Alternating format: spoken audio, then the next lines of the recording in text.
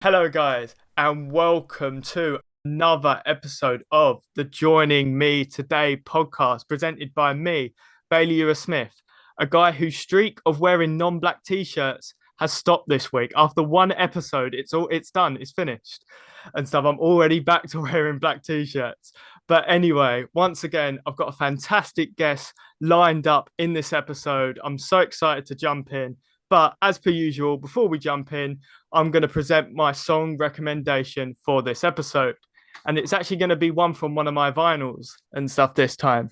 And it's going to be a song called Boys Like You from Dodie from her Build a Problem. There we go, got there in the end. Build a Problem album. It's such an amazing album, and the song Boys Like You is such a fantastic song. It's a brilliant sort of indie alternative, that sort of style, and she's got brilliant vocals in the song. Fantastic song. You guys should definitely go check it out. But anyway, and so enough of the dilly-dallying around and stuff. I'm going to jump straight into this interview. Today, I'm going to be joined by voice actor, and all-around fantastic guy. Welcome to the podcast, Neil Newbon. How are you doing, sir? I'm good, thank you very much. You need a better light source. I can't see you very well. I got to get You're like the one of big those spotlight industrial. things. No, man, just get one of those little ring lights. They don't cost very much, like 20 quid or something like that. Just get a ring light. Yeah, I can't see you at all. You're like this shadow. How you doing? How are you? Yeah, I'm doing good, and I'm very excited to jump into this episode and stuff. Been very excited. We've been trying to arrange this for a little while and stuff like that, and I'm happy and stuff. We're finally here and stuff. We actually met at Comic Con and stuff, didn't we? And stuff, and Yeah, that's right. Yeah. we'd spoke there and stuff, and here we are today in the episode. So this is pretty cool. So the first question and stuff I like to ask this for all of my guests and stuff. You've just seen me make my own song recommendation. Now I'd like to know if Mhm. there's any song you would like to recommend out there to the listeners. I recommend that you listen to all of the soundtrack of a new game I was in called Deliver Us Mars, and all of the soundtrack for another game that's coming out this year called Baldur's Gate 3. Those soundtracks are excellent. I don't have my personal recommendations. I'm not going to share that. But if you want to listen to some of the stuff that I've been in, you should definitely check those two soundtracks out. They're awesome. Yeah, and I bet you they are pretty good. You know, I've been hearing good things and stuff. I looked a bit into those games, looking good and stuff. Obviously, it's got yourself in there, and it's going to be fantastic. Let's be honest, All and right, stuff. thank you. So yeah, so you guys should definitely go check that out. It sounds pretty cool to me. So the first question I'd like to jump into and stuff is like how did you get involved in this whole sort of like entertainment industry in the first place? When I was a kid, I was into theatre. I come from Birmingham originally, which has weirdly has an amazing Shakespeare, history in the West Midlands in Stratford upon Avon. So I used to see a lot of theatre down there, but there wasn't much theatre like in my school or anything like that. So I kind of had this passion for it that was nurtured by my mum, but then never really had the opportunity to do that much until I was about 15. Joined a thing called Central Television Workshop, started doing like kind of acting, exposure to acting in that way, and also National Youth Theatre, which I was very lucky to get an audition for, and then went down to study with the late Ed Wilson, who was an amazing human being and very, very inspirational. And like a lot of actors who went through that particular institution, it's a charity actually technically, but it's an amazing acting institution. It sort of fostered a love of acting. So by the time I was 15, 16, I knew what I wanted to do with my life. I just needed to work out how to get there, really. So I was very lucky. I got spotted in one of the plays I did with the NYT by an agent. And by the time I was 19, I'd finished higher education because I decided to do A levels just in case. And then, yeah, I moved to London, saved up some money, part-time jobs and everything, and moved to London and started working very quickly. And I was in TV and film and theatre for quite a long time. And at some point, inevitably, actors you stop working, not because you're not good or anything, just because there's so much competition. You get older, maybe you don't look as old enough or young enough anymore, so you get into this weird casting place sometimes, or I don't know, you look like too many other people, or the competition. It's a whole bunch of reasons why an actor will be out of work. But most actors, I think the statistic is something like 95% of all actors are out of work at any one time, Mm. which is terrifying, really, when you think about it. But we're supposed to do it for the love of the craft, but you have to eat. So it's a difficult process. And at one point, very close to not being able to afford to exist as an actor at all. And luckily, I was very broke, but luckily I found games, and from finding motion capture, which nobody ever heard of apart from the people doing it. I was lucky that I just came across it. I just saw it in an advert. It wasn't an advert, it was an article about voice acting, actually. And it wasn't even the focus of the article, it was in PC Gamer. And this article was about, I think it was Keely Hawes, and talking about her work in Tomb Raider. And there hasn't been much talk about voice acting and voice actors at that point in games beyond like a few articles here and there. People didn't really care so much because I think the narrative stuff wasn't usually as strong as the gameplay. The gameplay was the thing. The narrative stuff kind of got tacked on to it to justify the gameplay, which made sense. But I realized that if human beings were doing in-game motions and doing the voices for these characters, that I should be doing that. I'm a gamer, been a gamer since I was 8, back when it was not cool to be a geek, and it wasn't very fashionable. It was quite bad, actually. Socially, you were a social pariah. You were marked socially as The being Dark Ages. It was the Dark Ages in a way, yeah, because you were ostracized for being a gamer. You weren't embraced for being cool. So yeah, from that I was lucky that I had a very wide range of skill sets, from some like basic army training, a lot of gun work, martial arts, combat training, weapon work, things like archery, horse riding. I know how to make fires and how to forage and things like that. That on the whole you don't tend to use in mainstream acting unless you're doing a very specific gig, or they'll teach you how to do that stuff. I already came preloaded to motion capture, and I found out that I understood it. It was, for me, it looked just like theatre and film at the same time. That's essentially what it is in terms of mocap and performance capture. You're doing a wide and a close-up simultaneously. I had a big history of theatre and a big history of TV and film acting, so I understand all of those technical aspects. I'm well trained. My voice was strong. Physically, I'm very strong and nimble for my size. I'm tall, but I'm also quite relatively lean, so I'm not so bulky that I can't play anything. And I found there was very few actors that wanted to do it, so I was fortunate that I realized that this was something that was going to get the fidelity, the performances were going to increase, the software was going to get better, so rendering the facial features were going to get better, which meant you could be more subtle. And all of us that were doing that time, of which I think I don't even know if there's anybody outside of maybe Richard Doughton in America and Gakhan up in the north in Scotland. He's a Scottish guy who's amazing. I did on Legends and Thieves with him. Apart from like 3 of us, and also TJ Storm, who's amazing, there's not that many in the world that comes from that period of time left. I mean, I'm sure there are, but I don't, there are not many of us. From those period of time when we were actually doing all of that stuff and doing it regularly and doing motion capture. Most of the actors I talked to who were out of work as well just didn't want to touch it with the barge pole. They didn't see it as real acting. Most directors and actors I spoke to about games didn't see it as storytelling properly. Of course, they're all wrong. And we see now that's literally, as we saw it, those of us who were doing that, over a decade ago, almost 2 decades ago, this was what we saw was going to happen, that it was going to become media, that stories were going to be told in different ways. It's going to be more active storytelling, that it was going to become art because it was art. It was just going to being taken seriously as art. And so we saw the future of how this was going to go. So I was very fortunate that I decided to focus on games and not worry too much about TV and film, and not get upset and depressed, but have as much fun as possible as I could, and really embrace the work and really see how I can elevate myself, and then ultimately be able to mentor other people, and actually teach actors, stunt performers, gymnasts, dancers, puppeteers, etc., how to work in this medium as well. So I've been very fortunate that not only did I get a lot of work very quickly, very early, but also that I liked it. I am passionate about it. And also I get to teach other people it. So yeah, I've been very lucky, but also luck is the residue of design. Do you know what I mean? Like, you have to be ready to be lucky. And I was definitely ready for that, I think. Yeah, and nobody can deny and stuff like that the amazing success you've had. You've been in like some of the so far, touch wood. Everybody's expendable, man. Never entirely sure. But yeah, like some of the games and stuff like you've been in and stuff like, Resident Evil 3, Resident Evil I've been Village. in some really big franchise. I'm very lucky. I've been in some very, very big franchises. Yeah, I'm very lucky.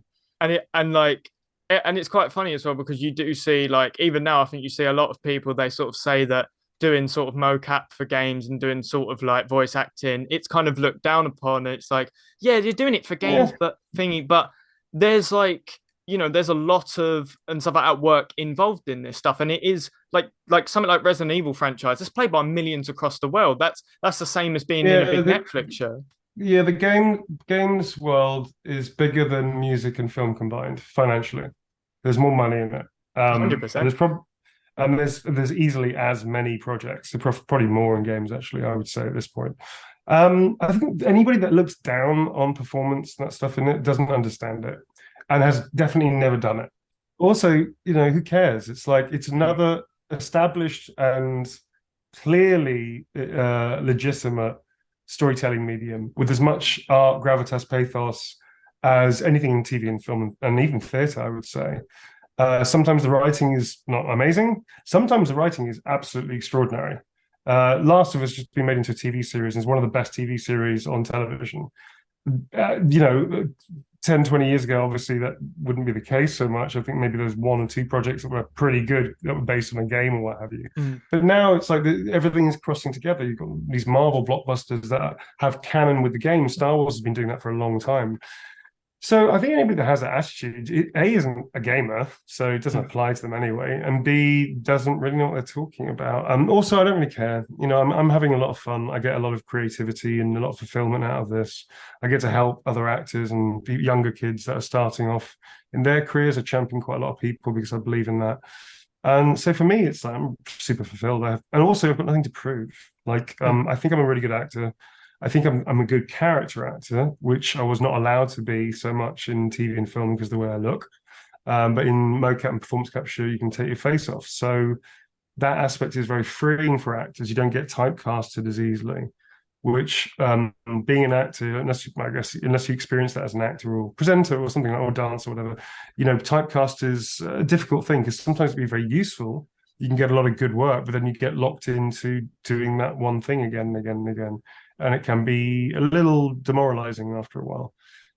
So I think for many reasons, also there's an increase in diversity in games now, which is amazing. We're only cast to our appropriate ethnic background, which is amazing as well, because that used to be not the case. You just used to get whoever was available sometimes, which was fair enough. It's just that it's not appropriate. But at the time, it was like, well, we only have 6 people, we have to play everything.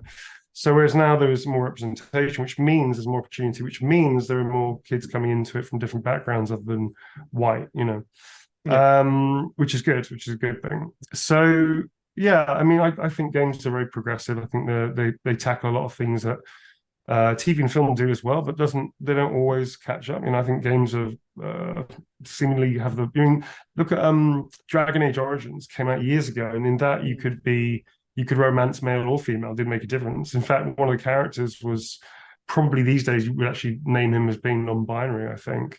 Because of the essence of the character felt to me now, looking back, like, oh yeah, that's a non-binary character. They didn't name him as such, but you could easily see it. Yeah. So, the characters definitely had that amazing exuberance of being just didn't need to quantify that. Do you know what I mean? Yeah. So 100%. whereas now, obviously, there are pushes in TV like Star Trek is great for having a non-binary character.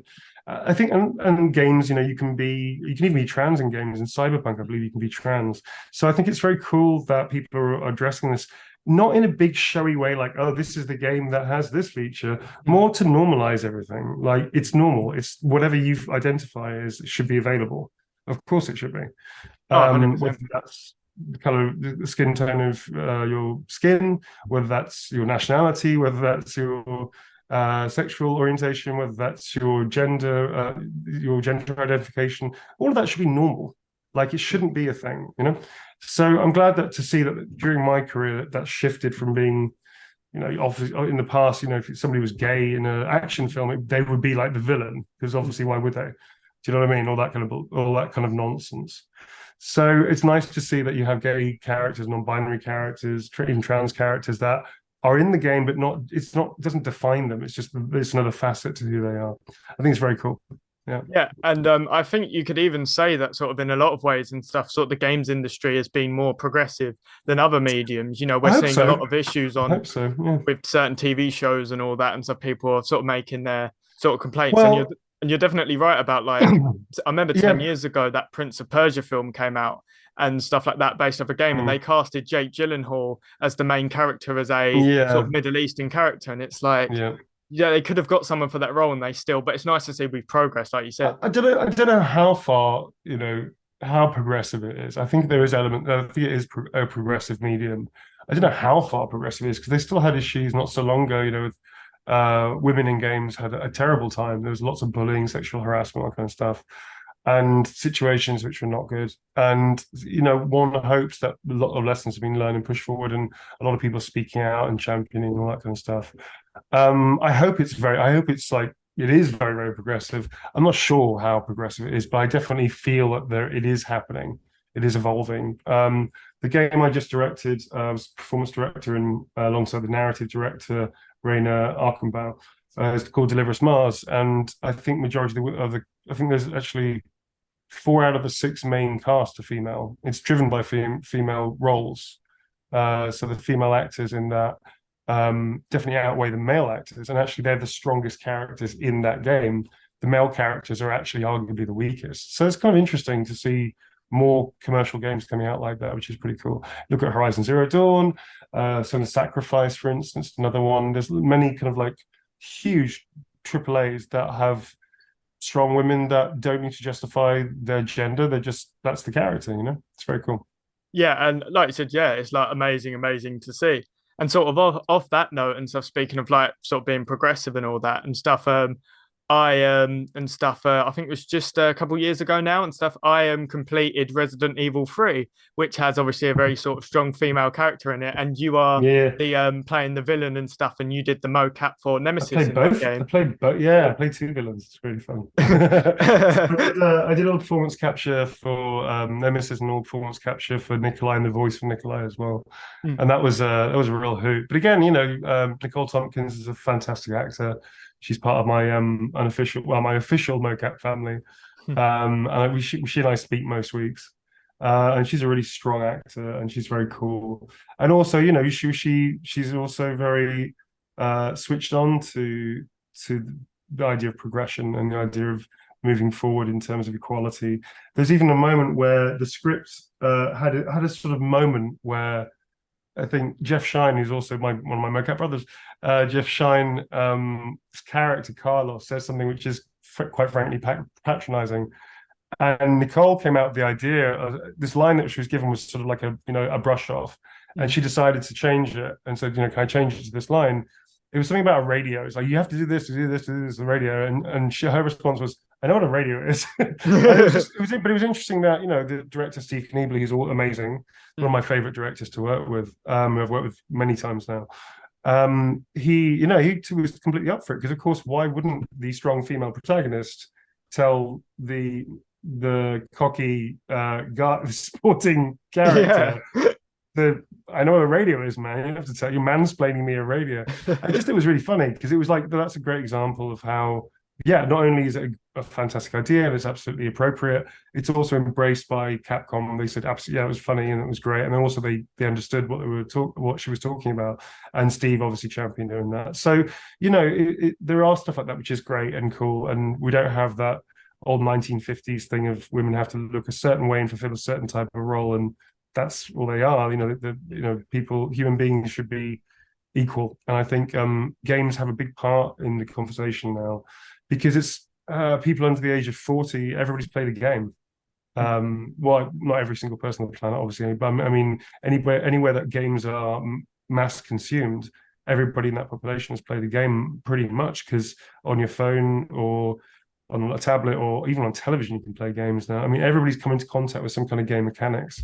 It's normalized. So using it to promote positive social messages and also trying to move our societies forward, trying to evolve our societies to a better place. Because we've been in a dark place for a while, man. Ever since the last 10 years have been very heavy. for all these like horrible changes. I mean, I have my politics. I don't know if other people agree with me or not. Quite frankly, I don't care. But things like personally in the UK, like Brexit was an absolute nightmare and should never have happened. And somehow we walked into that. The government, quite frankly, is ripping apart the NHS, and they're doing it deliberately, and it's shameful because it's one of the best things that we've got left. In America, you have Roe versus Wade, and all these all these things that are just undermining equality and undermining what true fairness is and level playing field. I think games have a big part of the conversation now. Art is one of the best ways that we can change the world by changing people's opinions, making people think, opening up conversation. It's not like we set out to do actors don't set out to save the world. You got to let's be fair about that. But good writing, great projects can. They can really move people and change points of view very, very quickly, and have a great deep impact. And film TV being a passive storytelling medium is different to games. Games are active storytelling, meaning you are not only a participant, you're usually the lead in the story. So, and actually often, especially the bigger budget games, unless they're designed to be a linear story from A to B, which is also okay. But branching narrative stories in games, you get to change the ending, get to change the story as it moves along. And that's also very fascinating because then you can sort of tap into how you feel about certain things, or even play with how you feel about certain things, There's lots of online there's lots of people play first-person shooters that act very, very aggressively that Oh yeah. I'm sure in real life, if you walked down the street, probably wouldn't act the same way, which is also a bad thing as much as maybe a cathartic thing, It's a bit of a double-edged sword, that one, really. You would always know, like, as it's quite funny and stuff because, like, obviously and stuff, I grew up and stuff like sort of in that generation and stuff where like online gaming and stuff like that is now like this massive thing, and like you'd sort Online of hear presence is a massive thing. Being online is a thing. Like if you're not online, it's weird for people to not be online. Do you know what I mean? Yeah. Whereas, I'm Generation X, man. We had a whole different way of living. We're quite feral, really. We're on the streets quite a lot, and we're out there quite a lot. And games were a thing, but you'd only spend like maybe a couple of hours playing a game, and then after a while, it'd be like it's kind of enough. You go out, you go and see people, you go and play sports, or in my case, go out and hang out with friends and play geeky games with them. But ours was not centered around television screen. We would watch TV and films, obviously, but it wasn't centered around that. It wasn't like in your pocket all the time. If you had to sit on a bus for half an hour, unless you were into reading, you just had to sit there and remain, and you'd be there with your thoughts, and you'd be there with yourself, or if you were lucky, you were there with your friends. There's a different way of interacting, and I'm not saying it's wrong. It's just different. There's always a double-edged thing with things like online, with technology, with games, with entertainment, all that stuff. It can be amazing. It can also be very, very dangerous, in some ways. People do it too much, or cyberbullying can happen. I mean, that blows my head apart. I mean, I'm Generation X, man, so my bullies were face to face, whereas bullying online, when people are getting so affected by it, when all they have to do is just switch the phone off, don't read the comments, you literally just switch it off onto airplane mode and put it away, and don't go near it. And then if you need to see all of that stuff, or if somebody has your number and is trying to bully you, then if you really need to open it up and see that, as opposed to just blocking and deleting, which you can also do now, then okay, cool, but do it when you're had a sleep, do it when you've rested, do it when you've done something else, not just sitting there for hours and hours and hours being abused by people who quite frankly are cowards, and most of the time you don't even know who they are. It's a weird thing to be my generation, seeing the evolution of the technology to this point, because when you hear of awful stories of young kids killing themselves over things like that, and actually just switch the phone off, just turn off the computer, or play a game alone, or speak to a friend, or read a book, God forbid, or even, if you have a close family, if you're lucky, talk to your family, speak to them, hang out with them, play a board game. I mean, if you're lucky enough to have even a phone in the first place, switch it off. If you're having a hard time and people are trying to bully you, switch it off. They can't do anything to you, literally, So it's a weird thing. I find this period of time very strange for that And reason. a lot of people could even say like a lot of people could even say like sort of the work you're doing, like sort of, doing this amazing work with games and all that. And when people play through these games, they could even Mm. say it like sort of can help them through these sort of I've dark heard that a times and lot. all that.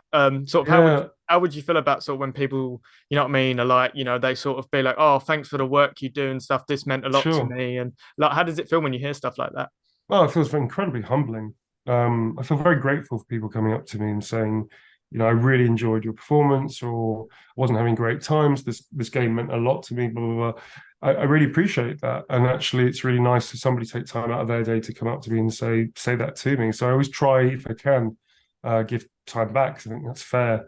Um, it's really is humbling, and don't forget when I get offered the role. Don't forget, like I've had this conversation with you, of course. No, I don't mean like that. It's a bad figure of turn of speech. Figure of speech.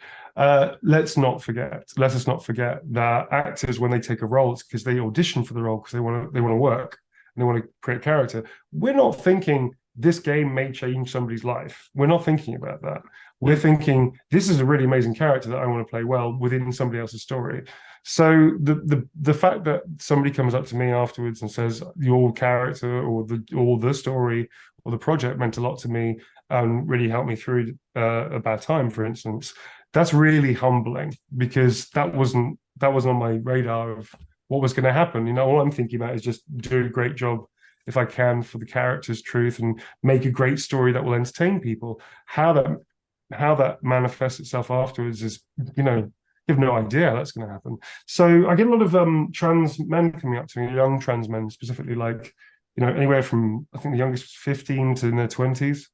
And there's something about a few of my characters that young trans kids have, specifically trans men, have identified with. And that blows me away. That's like amazing. So I've had some very lovely conversations with some people who say that this was a comfort game. This was like a safe space for them, whilst they were going through a difficult time, or whilst they were trying to maybe even come out to their family, or whatever. I'm not taking credit for their amazing journeys, by the way. I'm just simply saying that that was amazing to me. That I'd never even thought of that. Like that could be a sense of solace or a bit of entertainment or something to help them through a rough patch or a rough period of time. So that is amazing. I mean, I love it. I'm a huge ally, and I consider myself a huge ally. Sorry to say it that way. I've been supporting the LGBTQIA plus community for, I don't know, 30 years. Since I was a teenager, I was on the scene. From when I was 16, I was going clubbing, and my mates, some of whom were gay, we'd all go out together on the gay scene, and it was awesome. So I've been on Pride marches. I've been with people trying to help awareness. I've been trying to be an ally for a very long time. So it's really cool to see young kids come up to me and say that, because that wasn't why I became an actor. I became an actor to entertain people, but through the entertainment of people, if somebody gets help, that's like amazing. So yeah, huge gift.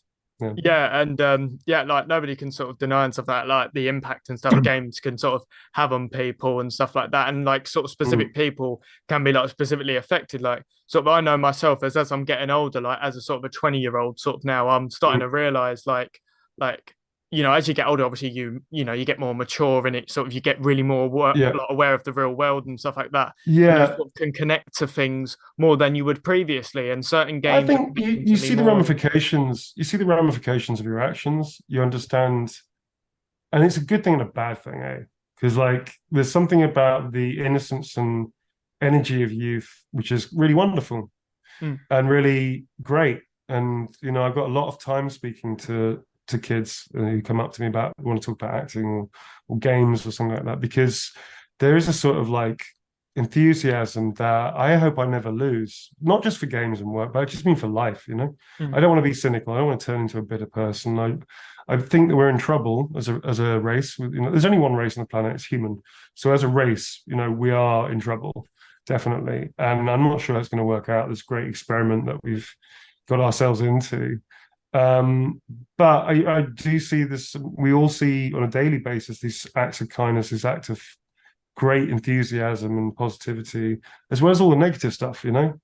So I haven't given up on humans. So it's nice to see younger humans who are going through the beginning of their journey and see what they're about and see what we can do to, inspire them, help them, or just even advise them, or just say, don't do that. That was a bad idea. We don't venerate the old enough. That's Oh, something. That's something 100%. that's something I don't understand. Why we don't venerate the old. We sort of shuffle them off a lot. I'm not saying that the old always know everything. In fact, actually, sometimes older people have really horrible politics. So, but sometimes you get these very wise, incredible human beings that we should listen to more often because they've sort of done it and been through it. Yeah. I think I don't know. We've lost that ability to revere and respect elders, really. And I don't mean that every elder should be respected, of Mm. course not. But I mean the ones that really matter, the ones that actually have good things to contribute still. I think it's weird that we just blanketed like the old people don't know what they're talking about. They may not be in touch with what you're feeling, but they'll definitely know what it's like to be alive. Mm. And I think it's interesting. I mean, I'm talking about because I'm getting a bit older. So I get asked for advice quite a lot by actors, younger actors, and it's an interesting place to be in. Wisdom is not being intelligent. Wisdom is knowing what doesn't work, I think, Oh is a yeah. better Oh, way of saying. 100%. That doesn't And work. Don't do that. and speaking of advice and stuff, unfortunately and stuff like that, having so much fun having this conversation with you and stuff. But Sure. fortunately, all episodes, all good things have got to come to an end eventually and stuff. No, that's all right. I'd like to get into the final question. Speaking of Yeah. advice, I like to ask this with every sort of guest I get on. And so, what would be like the most important piece of advice you would like give to someone? So, let's say you were giving it to me. Like, what would you sort of most In important what advice? in what capacity? Just sort of general, maybe like the words you live by, kind of thing. What life advice? Yeah. Okay. Yeah, okay. Wisdom is knowing what doesn't work. Mm. Bravery is to possess fear, but to carry on regardless. That's a good one. I like that one. And I think one of the ones that really helped me understand how people are was that life is not fair. People can be fair if they choose to be, and wherever possible, you should choose to be fair. That's a big one because the sense of entitlement that a lot of human beings have, that we all go through at some point, is utterly without any kind of basis. Entitlement is a very dangerous thing to have as a human being because it makes you not go to your full potential. It makes you become jealous and bitter. It makes you potentially do bad things to other people out of greed. And it also ultimately just weakens you as a person. Entitlement, the world owes you attitude, and that comes, I think, sometimes by not evaluating things. Like one of the things that I see as I get older, which we were taught quite a lot of in when I was a kid at school, was evaluation of sources. Like here, you're reading a thing, who's written it, why has it been written potentially, and where is it coming from? Where's the information coming from? Then you have to read this on the same thing. You need to read the opposite view and say, well, why is that person? Why? Where? Where is it coming from? Who wrote it? Why? What are they trying to say? Then you have to smash them together and go, okay, where are the similarities? Where is the common ground that both of them seem to agree on? Well, maybe that's the element of truth, and maybe these two things are the bias that they have. And you may have your own bias, which is fine. Everybody has their own politics and viewpoint, but without knowledge, without understanding, without evaluating information that you're being given, we end up with Brexit, Boris Johnson, Trump, to Mm. some degree Putin, actually, without evaluating and keeping people accountable to what are they doing, what are they saying, what is real or not. And then unfortunately, it's a constant fight with that. We Yeah. slept walked into the problems that we have. We've been doing it for years, for decades, Mm. since before I was born. We've been sleepwalking to this point where Britain is really in jeopardy of not being a very cool country. I think we're getting close to that point, which is a shame because we've got so much creativity and talent and really interesting human beings here. Yeah. I hate to see my country being screwed like this. Yeah, and you're 100% right in it. We've seen so many things and stuff, but like you said, what I mean, with your advice, and if you're brave and you analyze things and you consider everything and stuff, what I mean, that's how you can sort It's of not about be being the best. overwhelmed by it. Yeah, it's not about being overwhelmed by it because people always say, oh, it's too much. It's like, yeah, only if you let it affect you emotionally in that way. What I'm talking about is reason, logic, actually understanding what the reality is. That takes a bit of self-discipline. Mm. That takes actually wanting to investigate. Now, here's the good thing. everybody has an iPhone or a smartphone. Well, not everybody, but a lot of people, majority of people have some kind of smartphone or access to the internet, which means a lot of information is free, which means the whole world's information, a lot of it is free. So there is no excuse anymore. Do you know what I mean? To being ignorant and staying in the dark. You've got to search for the truth. You have to evaluate everything Yeah, to and be understand. yeah, and you're 100% right with that. Yeah, unfortunately and stuff. Like I said, all good things have got to come to an end and stuff. It's been a fantastic interview with yourself. Thanks very much for having me, mate. Before we go, is there anything you'd like to shout out, or any projects coming up and stuff like that you want to shout out? Check out Deliver Us Mars if you're lucky enough to be able to afford a computer game. It's really fun. It's a great story. And Baldur's Gate 3 is coming out in August, which is going to be absolutely amazing. If you're lucky enough to be able to afford it, check that out too. Yeah, that's pretty sick. You got to go check out this man as well. Fantastic work he's doing. Check out all those projects. They sound pretty sick. But anyway, hope you guys enjoyed this episode. See you guys next time. Peace out.